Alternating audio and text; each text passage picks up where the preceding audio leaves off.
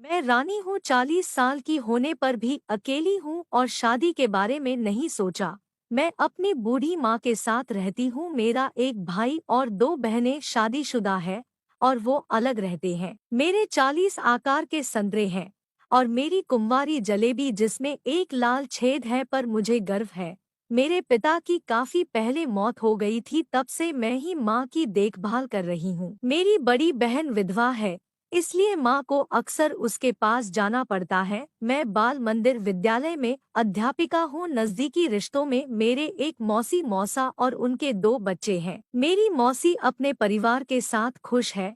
अपनी जिंदगी में मैंने जितने मर्दों को देखा है, उनमें मैं अपने मौसा को पसंद करती हूँ। वो एक शांत स्वभाव है। मेरे पिता की मौत के बाद उन्होंने हमारे परिवार की देखभाल की। एक बार बरसात के मौसम में माँ दीदी के घर गई हुई थी। हल्की बारिश हो रही थी और मैं अकेली ब्लाउज और पेटीकोट में बैठी टीवी पर कोई अंग्रेजी फिल्म देख रही थी। किसिंग सीन चल रहा था। रात के 11 बज रहे थे, तभी दरवाजे पर घंटी बजी। मुझे हैरानी हुई। पहले मैंने टीवी बंद किया, फिर दुपट्टा ओढ़कर दरवाजे तक गई और अंदर से ही पूछा कि कौन है, लेकिन जवाब नहीं मिला।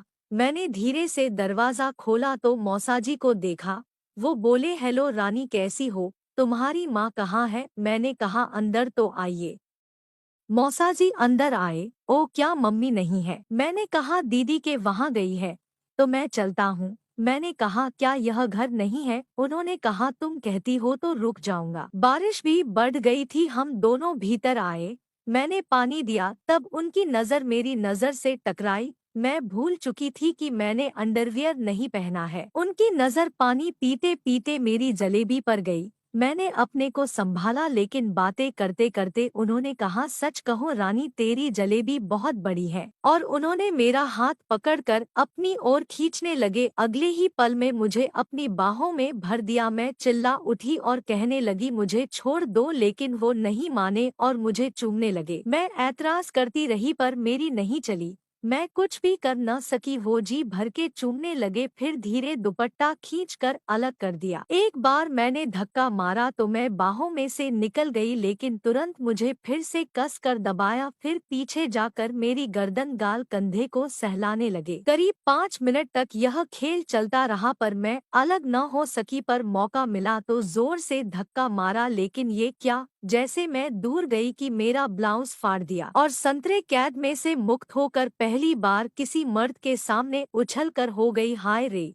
ये क्या किया मैंने? दोनों संतरे पर हाथ ढक दिए तो वो आगे आकर बोले, रानी उसको छोड़ दो। मैं नहीं मानी। तब वो करीब आके बोले, दोनों हाथ को उठा लो। नहीं नहीं, मैं चिल्लाई पर उन्होंने मेरे दोनों हाथों को ऊपर कर दिया। संतरे देखकर वो आनंदित हुए। पूरा देखकर कहा, रानी, इतनी बड़ी और कड़े संतरे पहली बार देखा है। मैं मचल उठी। पहली बार मर्द के सामने प्यार से दोनों फलों को सहलाना करते करते मेरे नीचे अपने एक हाथ को ले गए और मैं अपने आप को संभाल न सकी। मौसाजी बहुत खुश हो गए। मुझे बेड पर करके उन्होंने अपने सभी कपड़े निकाल दिए। मैं हाय हाय कर उठी। उसके खीरा को देखा तो पूरा 8 इंच लंबा हो गया। मैं बेताब हो गई। पहली बार किसी मर्द ने मुझे देखा था। धीरे धीरे उंगली मेरी हसीन जलेबी पर फिराने लगे। मैं जोश में आने लगी। आखिर कब तक अपने आप से लड़ती रहती?